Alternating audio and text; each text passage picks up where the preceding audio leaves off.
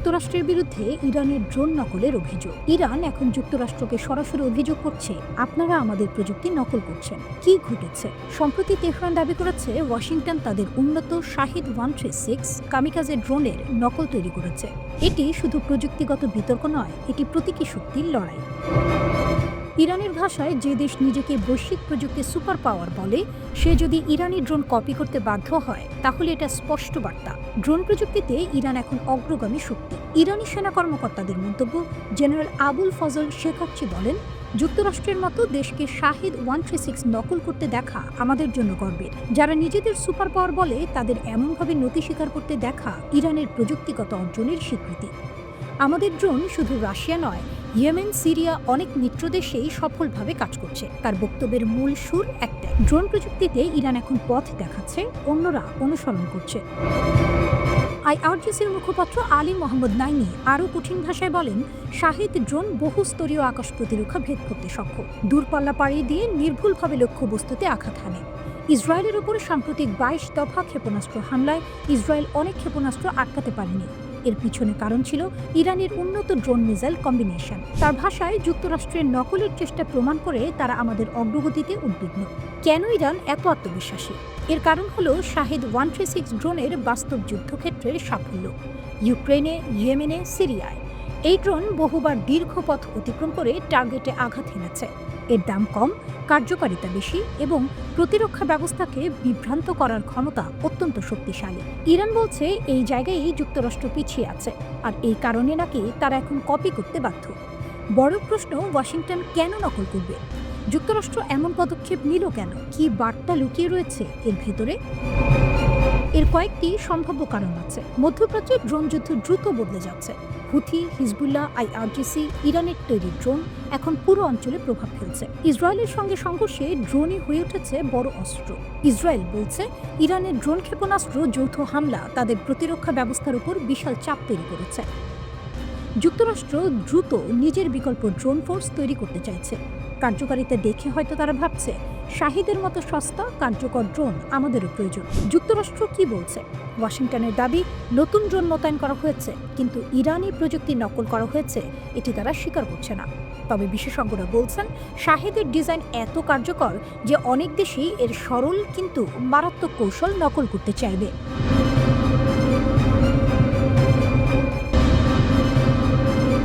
ইরানের নৌশক্তি, নতুন ভাসমান ঘাঁটি ও যুদ্ধ পরবর্তী সমরসজ্জা। সাম্প্রতিককালে ইরান তার সামরিক ক্ষমতাকে এক নতুন স্তরে নিয়ে গেছে। ইসরায়েলের সাথে 12 দিনের যুদ্ধের মাত্র কয়েক মাস পর ইরান তার নৌবহরে একটি নতুন এবং উন্নত ভাসমান নৌঘাঁটি এবং একটি পুনরুদ্ধার করা বিধ্বংসী যুদ্ধ জাহাজ যুক্ত করেছে। এই পদক্ষেপকে অনেকে ইসরায়েলের সাথে পরবর্তী সংঘাতের আগে ইরানের ক্ষমতার একটি বড় প্রদর্শন হিসেবে দেখছেন। ইরানের রাষ্ট্রীয় গণমাধ্যম অনুসারে ইরানের নৌবাহিনীতে আনুষ্ঠানিকভাবে নতুন কুর্দিস্তান ভাসমান ঘাঁটি এবং সাহান্দ ডেস্ট্রয়ার যুক্ত করা হয়েছে। বিশেষ মনোযোগ আকর্ষণ করেছে পুনরুদ্ধার করা সাহান্দ ডেস্ট্রয়ারের উন্মোচন। এটি গত বছর একটি দুর্ঘটনায় উল্টে গিয়েছিল। টানা 14 দিনের অবিরাম প্রযুক্তিগত কাজের মাধ্যমে ইরানি নৌ বিশেষজ্ঞরা এই ডেস্ট্রয়ারটিকে উদ্ধার ও মেরামত করতে সক্ষম হন। মেরামত করা এই ডেস্ট্রয়ারটি এখন যুদ্ধ প্রস্তুত অবস্থায় রয়েছে। এটিতে রয়েছে একটি হেলিকপ্টার ডেক, টর্পেডো লঞ্চার, বিমান বিধ্বংসী এবং জাহাজ বিধ্বংসী কামান, ভূমি থেকে ভূমি এবং ভূমি থেকে আকাশ ক্ষেপণাস্ত্র এবং উন্নত ইলেকট্রনিক যুদ্ধ ব্যবস্থা। ইরানে তৈরি এই স্টেলথ ডেস্ট্রয়ার সাহান্দ প্রথম 2018 সালের ডিসেম্বরে চালু করা হয়েছিল। এর সফল পুনরুদ্ধার ইরানের দেশীয় সামরিক শিল্পের অদম্য সক্ষমতার প্রতীক। ভাসমান শক্তি, কুর্দিস্তান ঘাঁটি। সাহান্দ ছাড়াও নৌবহরে যুক্ত হয়েছে কুর্দিস্তান ভাসমান ঘাঁটি। সমুদ্রের সামরিক এবং বেসামরিক উভয় ইউনিটকে বিস্তৃত সহায়তা দেওয়ার সক্ষমতা রয়েছে এই ঘাঁটির। এর অর্থ হল, ইরান এখন দীর্ঘ দূরত্বে তার নৌ অভিযানকে আরও কার্যকরভাবে সমর্থন করতে পারবে, যা তার কৌশলগত প্রভাবকে বহুগুণ বাড়িয়ে দেবে। ইরানের সেনাপ্রধানের উপস্থিতিতে এই অনুষ্ঠানে আরও অসংখ্য পণ্য ও ব্যবস্থারও উন্মোচন করা হয়, যার মধ্যে ছিল ক্ষেপণাস্ত্র উৎক্ষেপণকারী ফ্রিগেট, বহুমুখী ড্রোন এবং স্মার্ট চালকবিহীন সাবমেরিন। ক্ষেপণাস্ত্র ও ড্রোন বিপ্লব নিষেধাজ্ঞার মুখেও অপ্রতিরোধ্য। দশকের পর দশক ধরে পশ্চিমা নিষেধাজ্ঞার মুখে থাকা সত্ত্বেও ইরান একটি বিশাল দেশীয় অস্ত্রশিল্প গড়ে তুলেছে। তারা সম্পূর্ণ দেশীয় প্রযুক্তিতে তৈরি কিছু মারাত্মক দূরপাল্লার ক্ষেপণাস্ত্রেরও অধিকারী। এবছরের জুনে ইসরায়েলের সাথে যুদ্ধের সময় এই ইরানি ক্ষেপণাস্ত্রগুলি তাদের সামরিক শক্তি প্রমাণ করেছিল। বাধা দেওয়ার চেষ্টা সত্ত্বেও ইরানি ক্ষেপণাস্ত্রগুলি ইসরায়েলি প্রতিরক্ষা বাহিনী IDF এবং কৌশলগত লক্ষ্যবস্তুতে আঘাত হানতে সক্ষম হয়েছে। পশ্চিমা নিষেধাজ্ঞা ইরানের ড্রোন বিপ্লবকে থামাতে পারেনি। তেহরান যুদ্ধকালীন ড্রোনগুলিকে এখন কৌশলগত ক্ষমতার সম্পদে রূপান্তরিত করেছে। ইরান ইরাক যুদ্ধের সময় জন্ম নেওয়া মোহাজের ড্রোন পরিবার ছিল এই পরিবর্তনের প্রধান চালিকা শক্তি। যা হালকা নজরদারি প্ল্যাটফর্ম হিসেবে শুরু হয়েছিল তা আজ একটি বিস্তৃত UAV প্রোগ্রামে পরিণত হয়েছে। 4 দশকেরও বেশি সময় ধরে এই সিস্টেমটি উন্নত সামরিক ড্রোনের একটি সংগ্রহে বিকশিত হয়েছে। প্রথম মোহাজেরের কাজ ছিল শত্রুর অবস্থান ট্র্যাক করা এবং রিয়েল টাইমে রিপোর্ট করা। উন্নত ইঞ্জিন, শক্তিশালী এয়ারফ্রেম এবং নতুন প্যালোডের কার্যকারিতা বাড়িয়েছে। মোহাজের 6 এবং মোহাজের 10 স্ট্রাইক সক্ষমতা এবং নির্ভুল নির্দেশিত বিকল্প যুক্ত করেছে। মোহাজের প্রাথমিক মিশন এখনও গোয়েন্দা, নজরদারি ও পরিদর্শন। এটি দূরবর্তী অঞ্চল সুরক্ষিত করতে, সীমান্ত পর্যবেক্ষণ করতে এবং সন্ত্রাসীদের বিরুদ্ধে অভিযানে সহায়তা করে।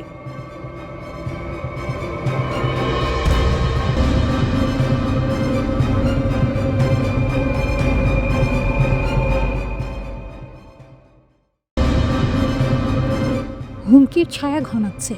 ইসরায়েলের আক্রমণ রুখে দিতে দ্রুত শক্তি বাড়াচ্ছে ইরান। মধ্যপ্রাচ্যের দখলদার রাষ্ট্র ইসরায়েলের ক্রমবর্ধমান হুমকির মুখে ইরান তাদের সামরিক শক্তি দ্রুত বাড়াচ্ছে। ইরান রাশিয়ার সহযোগিতা নিচ্ছে। ইসরায়েলের গোয়েন্দা সংস্থাগুলো বলছে ইরান খুব দ্রুত সামরিক আধুনিকায়ন কর্মসূচি এগিয়ে নিয়ে যাচ্ছে। তেহরান মনে করছে নতুন করে ইসরায়েলের সঙ্গে বড় যুদ্ধ বাঁধতে পারে।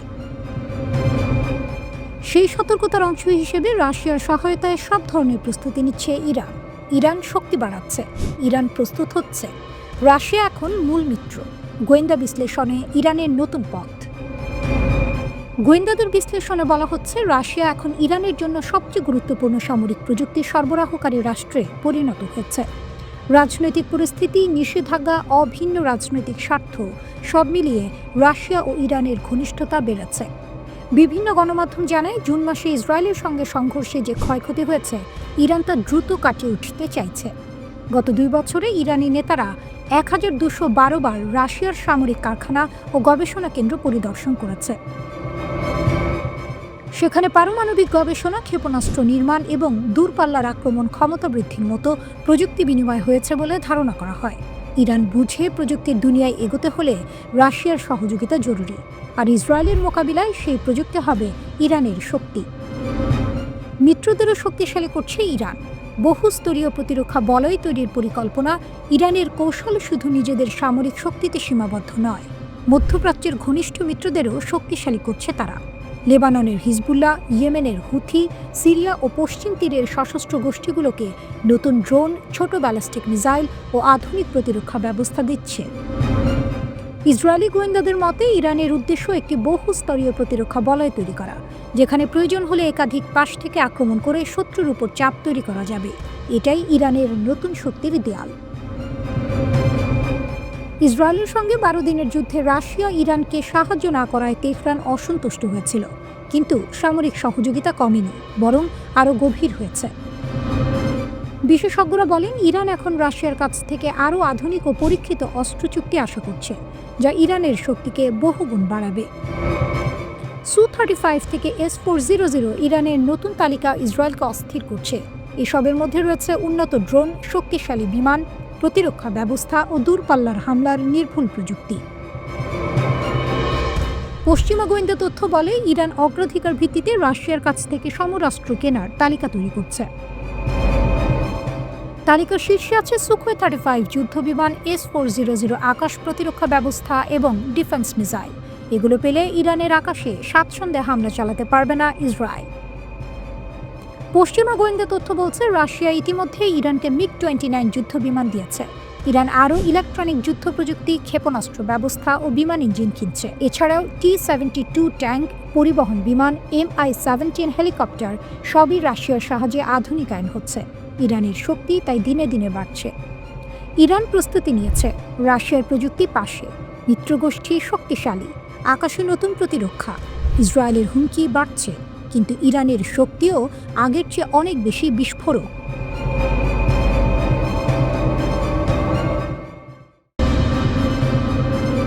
ব্যর্থতার ছাই থেকে উঠে দাঁড়াচ্ছে এক পরাশক্তি, কিন্তু এবার সে চোখ রেখে শিখছে প্রতিপক্ষের কৌশল। হুথিদের কাছে ভেঙে পড়া মার্কিন অস্ত্রের পাহাড় যেন নতুন এক সত্যি তুলে ধরল, মধ্যপ্রাচ্যের আকাশে আজ ইরানের পথই সবার পথ নির্দেশক। হুথিদের বিরুদ্ধে ব্যর্থ হওয়ার পর মার্কিন সামরিক বাহিনীকে কপি করছে ইরানের কৌশল। হাজার হাজার কোটি ডলারের অস্ত্র থামাতে পারেনি হুথিদের, তাই যুক্তরাষ্ট্র উন্মোচন করেছে নতুন বাহিনী। মধ্যপ্রাচ্যে চালু হয়েছে নতুন মার্কিন ওয়ান ওয়ে আক্রমণাত্মক ড্রোন ফোর্স।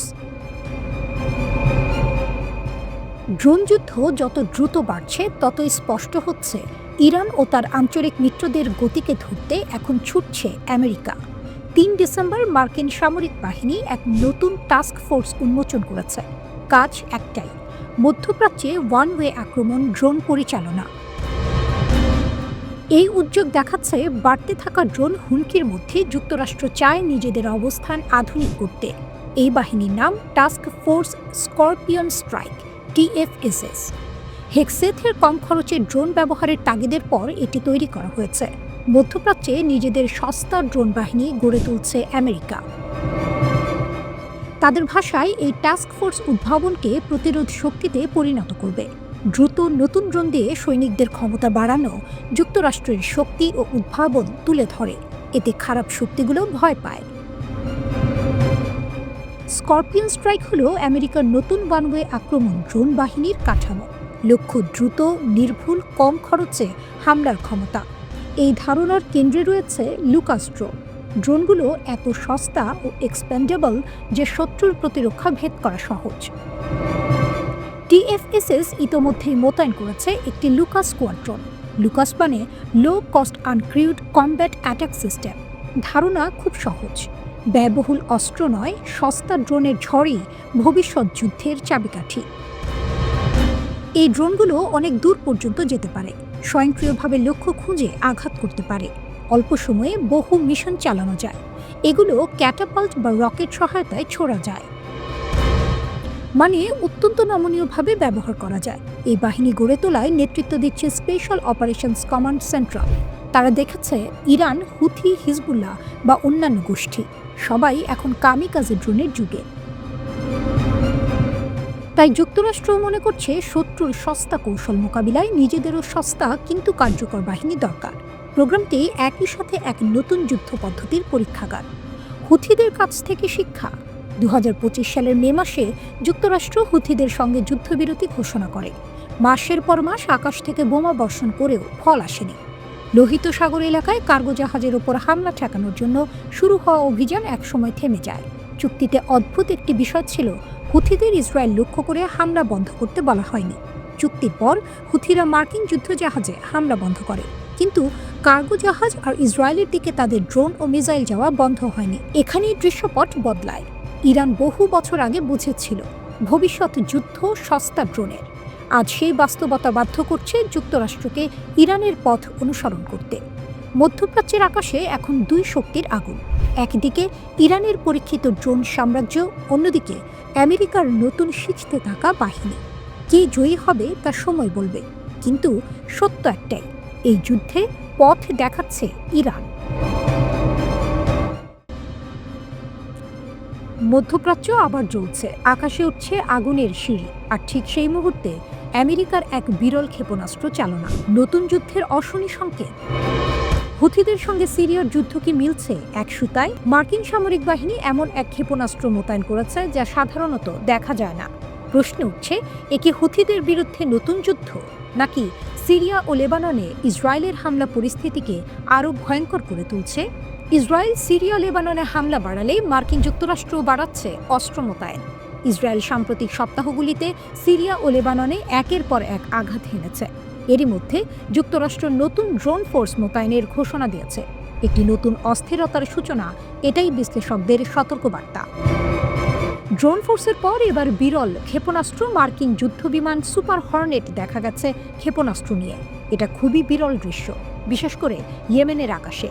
একে অনেকে বলছে রাউন্ড 1 হেরে গিয়ে মার্কিন বাহিনীর রাউন্ড 2 প্রস্তুতি। মার্কিন যুদ্ধ দফতর প্রকাশ করল নতুন ছবিগুলো এপ্রিল মাসে তোলা হয়েছিল, সম্প্রতি প্রকাশিত হয়েছে। এগুলোতে দেখা যায় হুথিদের বিরুদ্ধে ব্যবহৃত অস্ত্র ভাণ্ডার। TWZ রিপোর্ট বলছে ছবিতে দেখা গেছে সুপার হর্নেট যুদ্ধবিমান, বিমানে লাগানো ছিল বিরল স্ল্যাম ER ক্ষেপণাস্ত্র। USS হ্যারি এস ট্রুম্যান এর ভূমিকায় বড় মোড়। এই ক্ষেপণাস্ত্রবাহী বিমানগুলো ছিল মার্কিন নৌবাহিনীর সেন্টকমের অধীনে, বিশেষত USS Harry S Truman career strike গ্রুপের অংশ। বিমানে ছিল M9X সাইডউইন্ডার ও সম্ভবত M-RAM ক্ষেপণাস্ত্র। স্ল্যাম ER ক্ষেপণাস্ত্র সাধারণত সুপার হর্নেটে ব্যবহৃত হয় না, তাই বিশ্লেষকেরা বলছেন এতে বোঝা যাচ্ছে পরিস্থিতি কতটা নাজুক। স্ল্যাম ER ক্ষেপণাস্ত্র কি আকাশ থেকে ছোড়া ল্যান্ড অ্যাটাক সংস্করণ, রেঞ্জ প্রায় 170 মাইল, উচ্চ সাবসনিক গতি, রাডারে ধরা পড়ে কম, জটিল উপকূলীয় এলাকায় নিখুঁত আঘাত, GPS প্লাস ইনফ্রারেড ইমেজিং নির্দেশনা, স্থির বা চলন্ত উভয় লক্ষ্যে আঘাত হানে। বিশ্লেষকরা বলছেন হুথিদের শক্তিশালী ও বৈচিত্র্যময় এয়ার ডিফেন্সের কারণে এই ক্ষেপণাস্ত্রই ছিল সবচেয়ে কার্যকর। 8 মাসের টানা অভিযানের পর জাহাজ ফিরল দেশে। USS হ্যারি এস ট্রুম্যান জুলাইয়ে যুক্তরাষ্ট্রে ফিরে যায়। এই যুদ্ধজাহাজ ছিল অপারেশন রাফ রাইডার এর অন্যতম প্রধান শক্তি। এটাই ছিল আমেরিকার 52 দিনের হুথি বিরোধী অভিযান। মধ্যপ্রাচ্য উত্তেজনা এখন টানটান। মার্কিন যুক্তরাষ্ট্র এখন আরও প্রতিপক্ষ বাড়াচ্ছে। ঘোষণা করা হয় নতুন drone task force scorpion strike. এই ফোর্সে থাকবে সস্তা কিন্তু বিধ্বংসী লোকাস্ট ড্রোন, যা শত্রুর প্রতিরক্ষা ভেদ করে ঝাঁকে ঝাঁকে আক্রমণ চালাতে পারে। লেবাননে ভয় আসছে কি বড় হামলা? ইসরায়েল লেবানন ও সিরিয়ায় হামলা জোরদার করেছে। লেবাননের কর্মকর্তারা আশঙ্কা করছেন আগামী কিছুদিন বা সপ্তাহে বড় এক হামলা আসতে পারে। হিজবুল্লাহ প্রস্তুত। বিদ্যুৎ গতির ক্ষেপণাস্ত্র, সুসংগঠিত গেরিলা ইউনিট আর তাদের পাহাড়ি প্রতিরক্ষা ইসরায়েলের জন্য ভয়ঙ্কর চ্যালেঞ্জ। সিরিয়া সীমান্তেও তাদের শক্তিশালী উপস্থিতি ইসরায়েলকে বাধ্য করছে আরও আক্রমণাত্মক হতে। ট্রাম্পও সতর্ক করলেন ইসরায়েলকে। ডোনাল্ড ট্রাম্প ইসরায়েলের এই ধারাবাহিক হামলায় ক্ষুব্ধ। তিনি বলেছেন এভাবে সিরিয়া অস্থিতিশীল করলে পুরো অঞ্চল জ্বলে উঠবে।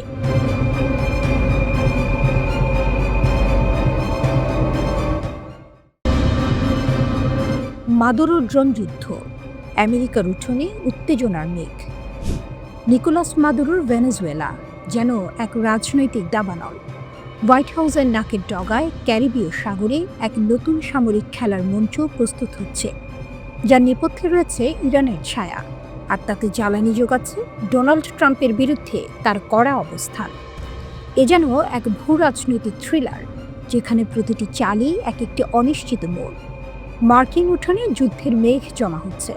ওয়াশিংটন পোস্ট ও নিউজউইকের বিস্ফোরক রিপোর্টগুলি এক গোপন চুক্তির পর্দা উন্মোচন করেছে। ভেনেজুয়েলা নাকি ইরানের কাছ থেকে চেয়েছে অত্যাধুনিক ড্রোন, সেই ড্রোন যা ইউক্রেনের রণাঙ্গনে কুখ্যাত শাহেদ নামে পরিচিত। কারাকাসের পরিবহন মন্ত্রী 1000 কিলোমিটার পাল্লার ড্রোন চেয়েছেন বলে খবর। এ যেন দূর থেকে ছোড়া এক নীরব ক্ষেপণাস্ত্রের দাবি। ইরান ও মাদুরো এক নতুন সামরিক যুগলবন্দি। ইরানের ড্রোন বিশেষজ্ঞ ফ্যাবিয়ান হিঞ্চ বলেছেন তেহরানের কাছে অত্যন্ত সমৃদ্ধ সিস্টেম পোর্টফোলিও আছে যা তারা কারাকাসকে দিতে পারে। ভাবুন তো, ইউক্রেন যুদ্ধে আলোড়ন সৃষ্টিকারী তুর্কি নির্মিত বিয়ারাক্তার TB2 এর অ্যানালগ মোহাজের 6 কিংবা সুদূর নজরদারির জন্য মোহাজের 2, এগুলো কি তবে পৌঁছাতে চলেছে ভেনেজুয়েলার উপকূলে? আরও আছে 600 মাইলেরও বেশি পাল্লার শাহেদ 131 ড্রোন। এগুলি যদি সত্যিই মার্কিন সীমান্তে মোতায়েন হয় তবে পরিস্থিতি অকল্পনীয় উত্তেজনার দিকে মোড় নেবে। মাদুরো কি তবে সত্যিই আমেরিকার সামরিক ঘাঁটিগুলোর ওপর দিয়ে মৃত্যুর বীজ ছড়াতে চাইছেন? ক্যারিবীয় সাগরে আমেরিকান ঘাঁটির ঘুম কেড়ে নেওয়া হুমকি। মার্কিন সামরিক ঘাঁটিগুলো, বিশেষত পুয়ের্তো রিকোর ফোর্ট বুচালান, ক্যাম্প সান্তিয়াগো এবং মুনিজ এয়ার ন্যাশনাল গার্ড বেস সবই এখন আক্রমণের পরিসরের মধ্যে। শুধু তাই নয়, কিউবার কুখ্যাত গুয়ান্তানামো উপসাগরে মার্কিন ঘাঁটিও বাদ যাচ্ছে না। এই ড্রোনগুলি যদি একবার উড়ে যায় তবে মার্কিন প্রতিরক্ষা ব্যবস্থা কি তাকে রুখতে পারবে? ওয়াশিংটন এখন যেন উদ্বেগজনক নীরবতার মধ্যে। তবে কি মাদুরো একা নন? তিনি যে রাশিয়ার প্রেসিডেন্ট ভ্লাদিমির পুতিন এবং চীনের শি জিনপিংয়ের কাছেও বর্ধিত সামরিক সহযোগিতা চেয়েছেন, তা এই নাটকে নতুন মাত্রা যোগ করেছে। ট্রাম্পের বিরুদ্ধে মাদুরো যেন প্রতিদ্বন্দ্বীদের সমাবেশ ঘটিয়েছেন। রাশিয়া থেকে সুখোই যুদ্ধ বিমানের সংস্কার এবং চীন থেকে রাডার শনাক্তকরণ ব্যবস্থার দ্রুত উৎপাদন। মাদুরো তার দেশকে দুর্গের মতো করে গড়ে তুলতে চাইছেন। মার্কিন যুক্তরাষ্ট্র বসে নেই। তারা রুজভেল্ট রোডস নৌ স্টেশন পুনরায় চালু করেছে এবং রাফায়েল হার্নান্দেজ এবং হেনরি ই রোহেলসেন বিমানবন্দরে রানওয়ে সক্ষমতা বাড়াচ্ছে। এগুলি ভেনেজুয়েলার উপকূল থেকে মাত্র 500 মাইল দূরে, অর্থাৎ প্রতি আক্রমণের প্রস্তুতি চলছে জোর কদমে। মাদুরো কি সত্যিই তার এই ড্রোন ডিপ্লোম্যাসি দিয়ে ট্রাম্পকে চ্যালেঞ্জ জানাতে পারবেন, নাকি ক্যারিবীয় সাগরে ভেসে বেড়ানো মার্কিন বিমানবাহী রণতরীগুলোই শেষ পর্যন্ত এই খেলার চূড়ান্ত রেফারি হবে? ইতিহাস সাক্ষী, আমেরিকার উঠোনে এমন বিপজ্জনক খেলা এর আগে কেউ খেলতে সাহস দেখায়নি। মাদুরোর এই চাল কি তাকে বীরত্ব দেবে, নাকি অনিবার্য পতনের দিকে ঠেলে দেবে? উত্তর দেবে সময়। কিন্তু আপাতত উত্তেজনার পারদ চরমে।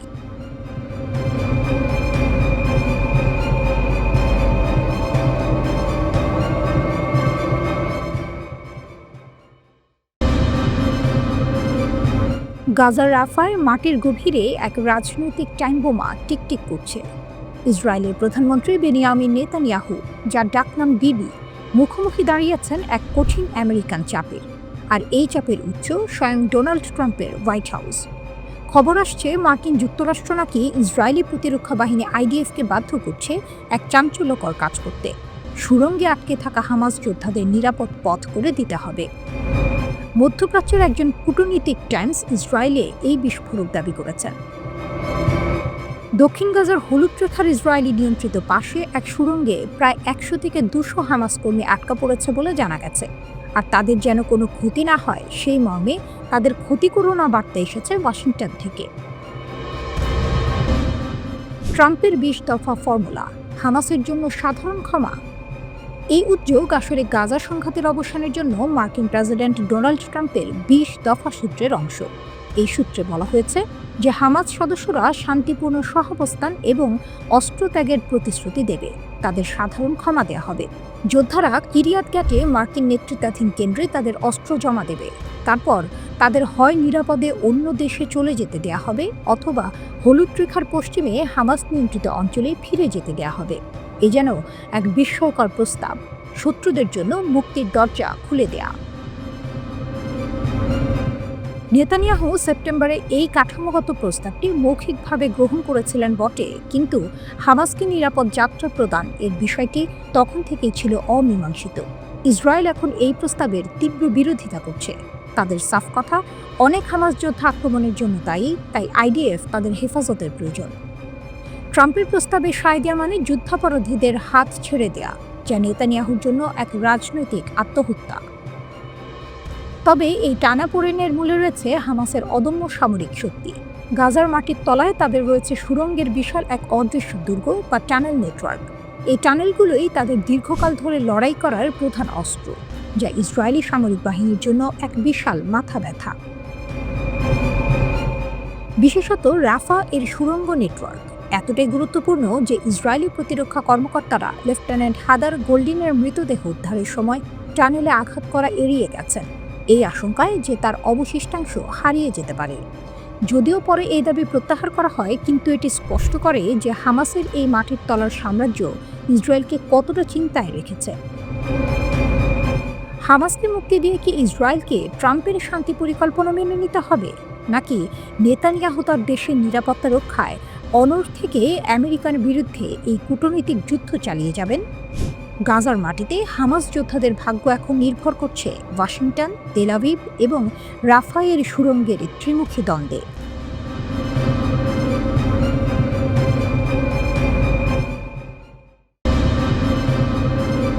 যুদ্ধের দামামা, ইসরায়েলি সেনা শিবিরে বিরাট ক্ষয়ক্ষতি। হিজবুল্লাহর ঘাঁটিতে 40টি ক্ষেপণাস্ত্র, লেবানন সীমান্তে মহাপ্রলয় আসন্ন। লেবাননের প্রতিরোধ আন্দোলন হিজবুল্লাহর বিরুদ্ধে একটি সর্বাত্মক যুদ্ধের আশঙ্কা যত বাড়ছে, ততই ইসরায়েলি সামরিক ঘাঁটির ভেতরের সংকট প্রকাশ্যে আসছে। নতুন করে যুদ্ধ শুরু হওয়ার আশঙ্কায় ইসরায়েলি সেনাবাহিনীতে দেখা দিয়েছে তীব্র ক্ষয়ক্ষতি ও সেনা ঘাটতি। অন্যদিকে লেবাননের মাটিতে ইসরায়েলের চাপিয়ে দেয়া এক চরম দাবি প্রত্যাখ্যান হওয়ার পরপরই সীমান্তে শুরু হয়েছে বিমান হামলার মহড়া। ইসরায়েলি সেনা শিবিরে 12,000 সৈন্যের ঘাটতি। YNET নিউজ জানিয়েছে, ইসরায়েলি সামরিক বাহিনী তাদের পদমর্যাদার এই ঘাটতি মোকাবিলায় মরিয়া হয়ে উঠেছে। তারা জরুরি ভিত্তিতে 12,000 সৈন্য নিয়োগের পরিকল্পনা করছে, যার মধ্যে সম্মুখ সমরের জন্য প্রস্তুত 7,000 যুদ্ধ ইউনিট সৈন্য অন্তর্ভুক্ত। ইসরায়েলি সেনাবাহিনীর একজন জ্যেষ্ঠ কর্মকর্তা সতর্ক করেছেন যে 2027 সালের মধ্যে এই কর্মী সংখ্যা আরও উল্লেখযোগ্যভাবে হ্রাস পাবে। তিনি আরও জানান, সামরিক বাহিনীকে এখন দীর্ঘমেয়াদের পরিষেবা এবং সংরক্ষিত দায়িত্বের বিশাল বৃদ্ধির জন্য প্রস্তুত থাকতে হবে। এই তথ্য স্পষ্ট করে দিল যে তেল আবিব হিজবুল্লাহর সাথে শুধু একটি ছোটখাটো সংঘাত নয়, বরং একটি দীর্ঘ ও তীব্র আঞ্চলিক যুদ্ধের জন্য মানসিকভাবে প্রস্তুত হচ্ছে, যদিও তাদের অভ্যন্তরে তীব্র মানব সম্পদ সংকট রয়েছে। লেবাননের না, ইসরায়েলের চাপে পিছু হটতে নারাজ বৈরুত। পরিস্থিতি আরও উত্তপ্ত হয় যখন ইসরায়েল লেবাননের সেনাবাহিনীর ওপর চাপ সৃষ্টি করে যে তারা যেন দক্ষিণ লেবাননে হিজবুল্লাহর অস্ত্রের জন্য বাড়ি বাড়ি অভিযান চালায়। তবে রয়টার্স জানিয়েছে যে লেবাননের কর্মকর্তারা এই অনুরোধটি দৃঢ়ভাবে প্রত্যাখ্যান করেছেন। তাদের বক্তব্য, এই ধরনের অভিযান বেসামরিক স্থিতিশীলতার জন্য মারাত্মক ঝুঁকি তৈরি করবে। লেবাননের অভ্যন্তরীণ সূত্র সতর্ক করে বলেছে, ইসরায়েলের এই দাবি মানা হলে এটি দেশের ভেতরে ব্যাপক অস্থিরতা সৃষ্টি করবে। মার্কিন যুক্তরাষ্ট্র, ফ্রান্স এবং ইউনিফিল্ড চ্যানেলের মধ্যস্থতাকারীদের মাধ্যমে চাপানো এই দাবি লেবানন কর্তৃক প্রত্যাখ্যাত হওয়ার পরপরই সীমান্তে যেন বারুদের স্তূপের আগুন লেগে যায়। হিজবুল্লাহর শক্তির প্রদর্শন, আকাশ থেকে ক্ষেপণাস্ত্রের বর্ষণ। লেবাননের এই বিদ্রোহের পর দক্ষিণ ও পূর্ব লেবানন জুড়ে ইসরায়েলি বিমান হামলা তীব্রতর হয়। লেবাননের সরকারি সংবাদ সংস্থা NNA জানিয়েছে, ইসরায়েল প্রায় 20টি বিমান হামলা চালিয়েছে এবং 40টি আকাশ থেকে ভূমিতে নিক্ষেপযোগ্য ক্ষেপণাস্ত্র নিক্ষেপ করেছে। এই বিশাল আকারের হামলায় লেবাননের নিরাপত্তা সূত্র নিশ্চিত করেছে যে সারাফান্দ বাইসারি এলাকায় একটি লক্ষ্যবস্তু ড্রোন হামলায় হিজবুল্লাহর স্থানীয় কমান্ডার সামির আলী ফাকি নিহত হয়েছেন।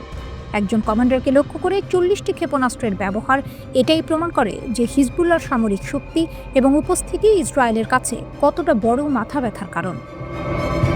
হিজবুল্লাহর রাজনৈতিক শাখা এই হামলার মুখেও তাদের অবস্থান থেকে এক চুলো সরতে রাজি নয়। তারা স্পষ্ট জানিয়েছে, তাদের অস্ত্রগুলি ভবিষ্যতের হুমকির বিরুদ্ধে লেবাননকে রক্ষা করার জন্য কেন্দ্রবিন্দুতে থাকবে। আঞ্চলিক পর্যবেক্ষকরা সতর্ক করেছেন যে যদি কূটনৈতিক প্রচেষ্টা ব্যর্থ হয়, তবে এই সীমান্ত সংঘাত শীঘ্রই একটি বড় আকারের যুদ্ধে রূপ নিতে পারে, যার প্রভাব সমগ্র মধ্যপ্রাচ্যে ছড়িয়ে পড়বে।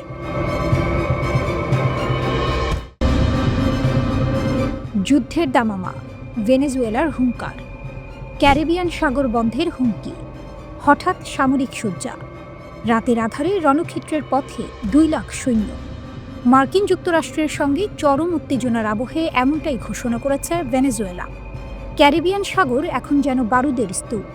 ভয়ঙ্কর এক আন্তর্জাতিক সংঘাতের আশঙ্কা তৈরি হয়েছে। ভেনেজুয়েলার সরকার বলেছে, যুক্তরাষ্ট্রের যে কোনো ধরনের আগ্রাসন বা সামরিক হামলা ঠেকাতে তারা তাদের সশস্ত্র বাহিনীকে প্রস্তুত রাখছে। ডোনাল্ড ট্রাম্প গত জানুয়ারিতে মার্কিন প্রেসিডেন্ট হিসেবে দ্বিতীয় মেয়াদে দায়িত্ব নেওয়ার পর থেকে ভেনেজুয়েলা ও যুক্তরাষ্ট্রের মধ্যে উত্তেজনা বৃদ্ধি পেয়েছে। যুক্তরাষ্ট্রের প্রতিরক্ষা দপ্তর পেন্টাগন নিশ্চিত করেছে, জেরাল্ড আর ফোর্ড নামের বিমানবাহী রণতরীটি ক্যারিবীয় সাগরে পৌঁছেছে। এতে যুদ্ধ বিমান ছাড়াও অন্তত 4,000 নাবিক রয়েছেন।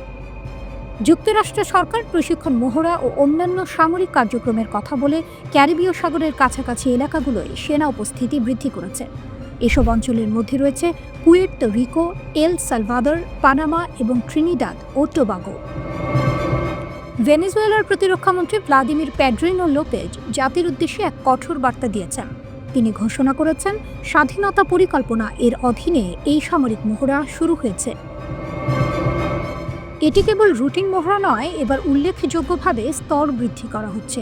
স্থল, নৌ ও বিমান বাহিনী, এমনকি সকল প্রকার ক্ষেপণাস্ত্র ব্যবস্থাও মোতায়েন হচ্ছে। তিনি একে উচ্চতর পর্যায় বলে উল্লেখ করেছেন। সৈন্যরা তাদের ব্যারাক ছেড়ে রাস্তায় নেমে এসেছে, মিলিশিয়ারাও প্রস্তুত। দেশটির দাবি, মাদক পাচারকারী ও সশস্ত্র সন্ত্রাসী গোষ্ঠীর হুমকির বিরুদ্ধে এই ব্যবস্থা। কিন্তু আসল লক্ষ্য যে মার্কিন যুক্তরাষ্ট্রের আগ্রাসন তা কারোরই বুঝতে বাকি নেই। ক্যারিবিয়ান সাগর হবে বন্ধ, মন্ত্রীর কথায় স্পষ্ট হুমকি। প্যাড্রিনো লোপেজ সরাসরি সতর্ক করেছেন, আমেরিকা চেষ্টা করলে ক্যারিবীয় সাগর বন্ধ করে দেওয়া হবে। এটি কেবল একটি হুমকি নয়, এটি হলো আঞ্চলিক ক্ষমতার ভারসাম্য বদলে দেওয়ার এক বজ্রধ্বনির মতো বার্তা। ভেনেজুয়েলা মনে করছে ওয়াশিংটন ক্যারিবিয়ান অঞ্চলে ঘৃণা, শ্রেষ্ঠত্ববাদ এবং সামরিক শক্তি ব্যবহার করে তাদের স্বার্থ সিদ্ধি করতে চাইছে। তারা কঠোর প্রতিক্রিয়ার জন্য প্রস্তুত। 90% মানুষের সমর্থন, মাদুরো সরকারের দাবি দেশের জনগণ তাদের পাশে। প্রতিরক্ষামন্ত্রী জোর দিয়ে বলেছেন, ভেনেজুয়েলার বিরুদ্ধে যে কোনো আগ্রাসনের বিরুদ্ধে 90%-এরও বেশি মানুষের স্পষ্ট প্রত্যাখ্যান আছে। এই বিপুল জনসমর্থনই তাদের আসল শক্তি। যারা এই সংঘাতকে সমর্থন করে, মন্ত্রী তাদের জাতীয়তা হারানো ফ্যাসিবাদী গোষ্ঠী বলে আখ্যা দিয়েছেন। দেশের অভ্যন্তরেও বিভেদ দূর করার চেষ্টা চলছে। মন্ত্রী আরও উল্লেখ করেন, মার্কিন সামরিক বাহিনী আজকাল ভাড়াটে খুনি হিসেবে ব্যবহৃত হচ্ছে। ক্যারিবিয়ান অঞ্চলে তারা অরক্ষিত মানুষকে হত্যা করছে, যা আন্তর্জাতিকভাবে প্রত্যাখ্যানের মুখোমুখি হয়েছে। ভেনেজুয়েলা এই অবৈধ পদক্ষেপের বিরুদ্ধে লড়াই করতে বদ্ধপরিকর। ভেনেজুয়েলার সশস্ত্র বাহিনী মাদুরোর প্রতি সমর্থন জানিয়েছে, বলেছে তারা যুক্তরাষ্ট্রের যে কোনো হামলার বিরুদ্ধে প্রতিরোধ গড়ে তুলবে। তবে বার্তা সংস্থা রয়টার্সের প্রতিবেদনে বলা হয়েছে, ভেনেজুয়েলা সরকার সশস্ত্র বাহিনীর সদস্যদের জন্য পর্যাপ্ত খাবার ও সরঞ্জাম সরবরাহে হিমশিম খাচ্ছে।